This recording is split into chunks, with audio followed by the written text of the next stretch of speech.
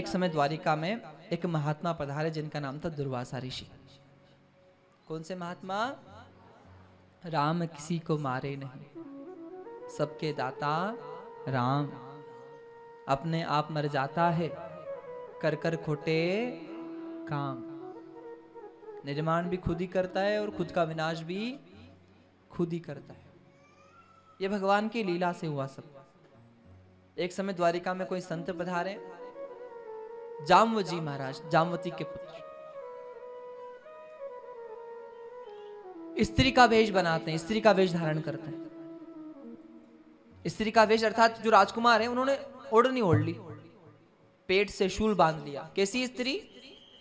गर्भवती स्त्री की तरह रूप बनाया, और गर्भवती स्त्री का रूप बनाकर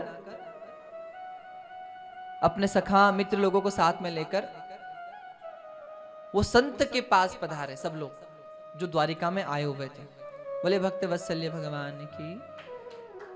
और संत से आकर ये सारे लोग पूछ रहे हैं महात्मा से, इस स्त्री के यहां बालक का जन्म होगा कि कन्या का? जय हो, जय जयकार, बोलो महाकाल महाराज की।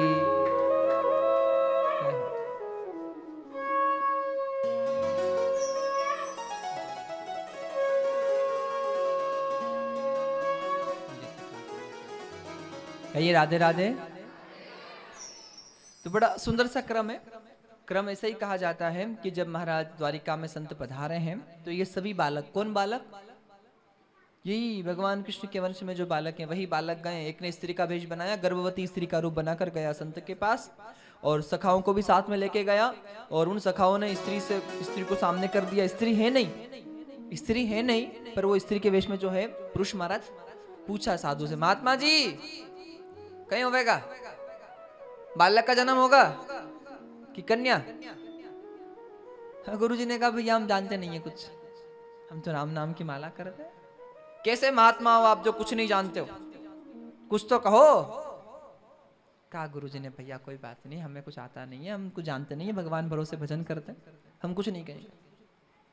बहुत ध्यान देना, ब्रह्म मतलब संतों की वाणी कभी बदलती, शब्द ही ब्रह्मांड है और शब्द ही रहा अखंड, संत वचन पलटे नहीं, पलट जाए ब्रह्मांड। सब कुछ बदल सकता है पर भगवान संतों की वाणी।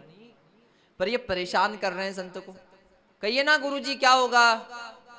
गुरुजी को आया क्रोध, और क्रोध में आकर कहा भैया इसके पेट पे यहाँ महाराज यहाँ कन्या होगी कि पुत्र होगा ये तो नहीं पता, पर इसके पेट से जो कुछ भी बंधा है ना उससे तुम्हारा सर्वस्व कुल सहित नाश हो जाएगा। जाओ। क्या कहा? सब कुछ खत्म हो जाएगा। संत को सताने गए थे, संत को प्रणाम करिए, संत से आशीर्वाद लीजिए। प्रणाम नहीं कर रहे हो मत करो, कोई बात नहीं, पर अपमान मत कीजिए। संत की वाणी भगवान भी नहीं बदल सकते हैं। किससे कहा? बालक डर गए, साधु ने शाप दे दिया। वो शूल बंधा उसको खोल लिया, पीस दिया, समुद्र में फेंक दिया। वो नोक बची वो फेंक दी, नोक को निकल गई मछली, और जो कचरा था वो लहरों द्वारा वापस आया किनारे, और उसकी बनी घास उगी महाराज। ये सारे बालक गए समुद्र किनारे जाकर मदिरा पान करने लगे, और जब मदिरा पान करने लगे तो आपस में माया के कारण लड़ने लगे, और जब झगड़ा हुआ वही घास निकाल कर एक दूसरे के ऊपर चलाने लगे। साधु के शाप से वो घास तलवार का काम करने लगी, और सभी आपस में कटके मरने लगे। बलराम जी रोकने गए बीच में, भगवान ने बलराम जी को रोक दिया, नहीं अब लीला हो गई है, अब चलना है, अब लीला को विराम करेंगे महाराज। जो प्रकट किया है हमने उसको विराम भी हमें ही करना है, क्योंकि हमारे ये बस में है, बाद में लोगों के बस में ये लोग नहीं रहेंगे। इसीलिए भगवान ने जो शुरू किया उसको भगवान सब समेट रहे हैं। तो बलराम जी से कहा चलो अब विराम करना है लीला को। तो बलराम जी समुद्र तट पर आए, ध्यान समाधि लगाई, और बलराम शेषनाग का रूप धारण करते हैं, और शेषनाग का रूप धारण करके समुद्र में समाहित हो जाते हैं महाराज। बोले दाऊ जी महाराज की। अब भगवान द्वारिका का त्याग करके प्रभास क्षेत्र गए। सौराष्ट्र सुना है गुजरात में? सौराष्ट्र में सोमनाथ भगवान है, और सौराष्ट्र के आगे ही प्रभास क्षेत्र पड़ता है, जहां पर भगवान वन में संत कुछ ऐसा मत देते कि वहां आम का वृक्ष था। उस वृक्ष के नीचे भगवान शयन कर रहे हैं, भगवान लेटे हैं छाया में, और भगवान का एक महाराज घुटना जो है, उस घुटने के ऊपर भगवान ने अपना पैर, अगर आप प्रभात क्षेत्र में जाकर वहां भगवान अगर देखेंगे तो वैसा शयन आपको दर्शन होगा। जैसे व्यक्ति सोता है, एक घुटने के ऊपर पैर रखता है ना, तो ऐसे भगवान लेटे हुए हैं, वहां शयन कर रहे हैं छाया में। और संत ऐसा कहते हैं, वो जो नोक थी ना, नोक काई की, वो जो शूल जिसको शाप लगा था, वो नोक मछली निगल गई। वो मछली किसी मछुआरे के जाल में फंस गई, मछुआरे ने उस मछली को निकाला, पेट से निकला शूल, उसी शूल का महाराज बाण बना लिया और उसी बाण की नोक में, उसी नोक में लगा लिया जहर, और जहर लेकर धनुष पर बाण चढ़ाकर वो शिकारी वन में निकला। शिकार मिला ही नहीं, दिन भर थक गया, परेशान हो गया महाराज। थक कर ये वन में भटक रहा था। इसका नाम था जरा भील। कौन सा भील? जरा। जरा नामक शिकारी था। और ये वन में जा रहा है, ढूंढ रहा है शिकार को। भगवान के चरणों में पद्म होते हैं और भगवान के चरणों के पद्म चमक रहे हैं। भगवान का पैर कहां रखा है?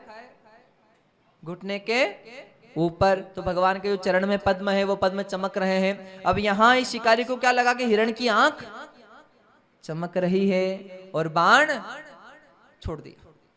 बोलो भक्त वत्सल्य भगवान की। ये सब भगवान की इच्छा से हुआ है, क्योंकि भगवान ने राजा बाली को बाण मारा था। कहाँ मारा था? ताड़ वृक्ष की आड़ से। और वही बाली भगवान ने कहा कि भैया कर्म है तो दुनिया को शिक्षा देनी पड़ेगी, कर्म तो सबको ही भोगना पड़ता है। तो यहाँ भगवान ने ये लीला इसलिए भी की है कि दुनिया जान सके कि कर्म से कोई बचने वाला नहीं है। वही राजा बाली जरा बना था, जरा भील। और उसी राजा बाली ने महाराज वो भील बनकर, महाराज जरा बनकर वो बाण चलाया। भगवान को बाण लगा और अंगूठे में बाण लगा। संत यहाँ कहते हैं, यही भगवान ने अर्जुन और उद्धव जी महाराज को भागवत का उपदेश दिया था, भक्ति प्रदान की थी और कहा था अर्जुन से कि मेरा रूप सदैव भागवत में विराजित रहेगा। जो लोग सच्चे भाव से भागवत श्रवण करेंगे, भागवत दर्शन करेंगे, महाराज भागवत की परिक्रमा करेंगे, तो उनको साक्षात मेरी परिक्रमा का फल ही मिलेगा। महाराज बोलो भक्त और भगवान की। इस प्रकार महाराज अर्जुन उद्धव पर कृपा करके भगवान का स्वधाम हुआ करता था। तो यहाँ बड़ा सुंदर अर्जुन और उद्धव भगवान से कहते हैं, प्रभु भक्ति का वरदान दिया। भक्ति का वरदान देकर अर्जुन पुनः अपने धाम पधार गए थे। ये सारा क्रम वैराग्य की महत्वता एकादश स्कंद में गाई जाती है। और संत कहते हैं, जैसे गीता में कहा है कि कायेन वाचा मनसेन्द्रियर्वा बुद्ध्यात्मना वानुस स्वभावत करोति यत् सकलम परस्मै नारायणायति समर्पयत। जो कुछ भी मैं कर रहा हूँ, ये मैं नहीं कर रहा हूँ, भगवान की कृपा से हो रहा है। और जो भी मेरा कर्म हो रहा है, पुण्य का हो रहा है, जो जैसा भी हो रहा है, ये सारा भगवान को मैं अर्पण करता हूँ। महाराज ऐसा महाराज सुंदर सा भाव बनाकर भजन करना चाहिए।